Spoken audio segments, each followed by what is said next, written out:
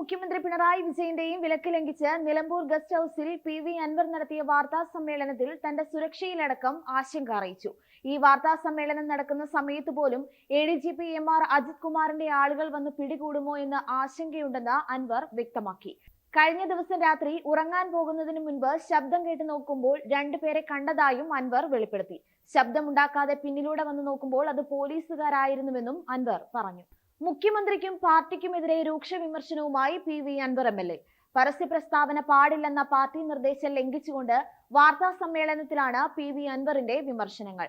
കേരളത്തിലെ പൊതുസമൂഹത്തിനു മുന്നിൽ ഇങ്ങനെ രണ്ടാമതും പാർട്ടിയുടെ അഭ്യർത്ഥന മാനിച്ച് പൊതുപ്രസ്താവനകൾ താൽക്കാലികമായി അവസാനിപ്പിച്ചതായിരുന്നുവെന്ന് PV അൻവർ പറഞ്ഞു. അന്വേഷണ റിപ്പോർട്ട് വന്ന ശേഷമേ പ്രതികരിക്കൂവെന്ന് പറഞ്ഞിരുന്നതാണ്.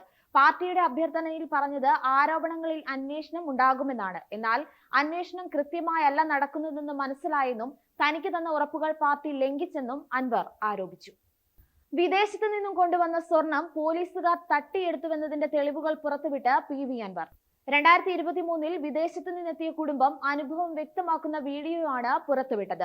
എയർപോർട്ടിന് പുറത്തു വെച്ചാണ് പോലീസ് സ്വർണം പിടിച്ചത്. പിടിച്ചെടുത്ത സ്വർണത്തിന്റെ പകുതിയോളം പോലീസ് മോഷ്ടിച്ചു. 900 ഗ്രാം സ്വർണത്തിൽ 500 ഗ്രാമിലേറെയാണ് പോലീസ് മുക്കിയത്. 300 ഗ്രാമിന് മുകളിൽ സ്വർണം മാത്രമാണ് കണക്കിലുണ്ടായിരുന്നത്. ബാക്കി സ്വർണം പോലീസ് തട്ടിയെടുക്കുകയായിരുന്നുവെന്ന് കുടുംബവും ആരോപിച്ചു. 72 ദിവസം നീണ്ട കാത്തിരിപ്പിനൊടുവിൽ ഷിരൂരിലെ ഗംഗാവലി പുഴയിൽ നിന്ന് അർജുന്റെ ലോറി കരക്കെത്തിച്ചപ്പോൾ ബാക്കിയായത് ചില കണ്ണു നനയ്ക്കുന്ന കാഴ്ചകൾ. ലോറിയിൽ നിന്ന് അർജുൻ യാത്രയിൽ ഉപയോഗിച്ച ഒട്ടുമിക്ക വസ്തുക്കളും കണ്ടെടുത്തു. അർജുന്റെ ബാഗ്, 2 ഫോണുകൾ, പാചകത്തിന് ഉപയോഗിക്കുന്ന കുക്കർ ഉൾപ്പെടെയുള്ള പാത്രങ്ങൾ, വാച്ച്, ചെരുപ്പുകൾ എന്നിവയാണ് കണ്ടെടുത്തത്. ഇന്ന് രാവിലെയാണ് ഗംഗാവലി പുഴയിൽ നിന്ന് ലോറി പൂർണ്ണമായി കരക്കെത്തിച്ചത്. ലോറി കരക്കെത്തിച്ച സമയത്ത് ലോറിയുടെ ക്യാബിനുള്ളിൽ നിന്നും അസ്ഥികൾ കണ്ടെത്തിയിരുന്നു. ഇന്നലെ വൈകുന്നേരത്തോടെയാണ് അർജുന്റെ ശരീരഭാഗങ്ങളും ലോറിയും ഗംഗാവലി പുഴയിൽ നിന്നും കണ്ടെത്തിയത്. നടിയെ ആക്രമിച്ച കേസിലെ വിചാരണ അവസാന ഘട്ടത്തിലിരിക്കെ പ്രോസിക്യൂഷൻ വീണ്ടും കോടതിയിൽ. സാക്ഷി വിസ്താരം പൂർത്തിയാക്കിയ ഉത്തരവ് പുനഃപരിശോധിക്കണമെന്നാവശ്യപ്പെട്ടാണ് ഹർജി സമർപ്പിച്ചിരിക്കുന്നത്. പ്രോസിക്യൂഷൻ സാക്ഷി വിസ്താരം പൂർത്തിയാക്കിയിരുന്നു.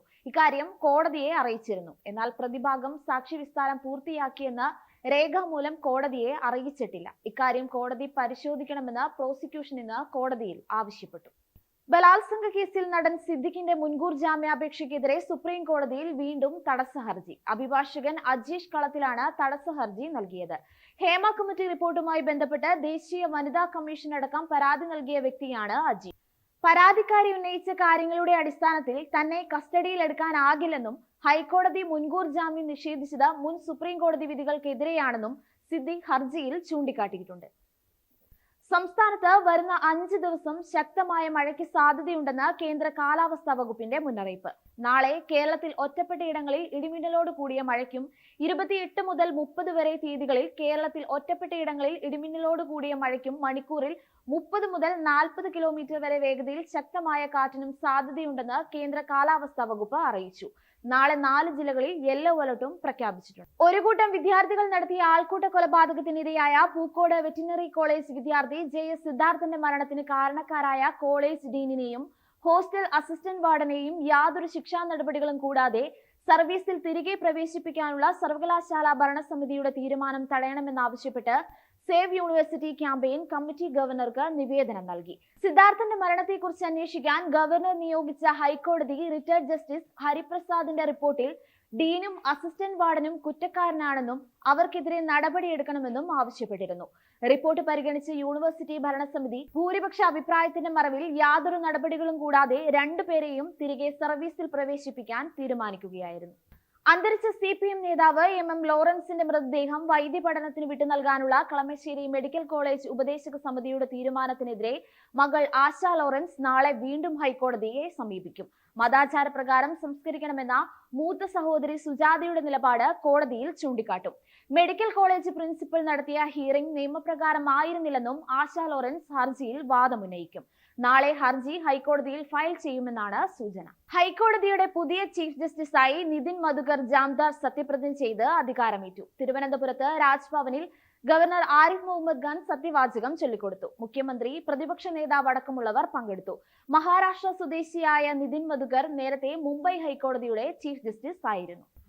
ആവേശകരമായ മത്സരത്തിൽ ഗെറ്റഫെയെ എതിരില്ലാത്ത ഒരു ഗോളിന് തോൽപ്പിച്ച ബാഴ്സ പോയിന്റ് പട്ടികയിൽ ഒന്നാം സ്ഥാനം ഉറപ്പിച്ചു. 19-ാം മിനിറ്റിൽ റോബോട്ടോ നേടിയ ഗോളാണ് ബാഴ്സയ്ക്ക് തുടർച്ചയായ 7ാം ജയം സമ്മാനിച്ചത്.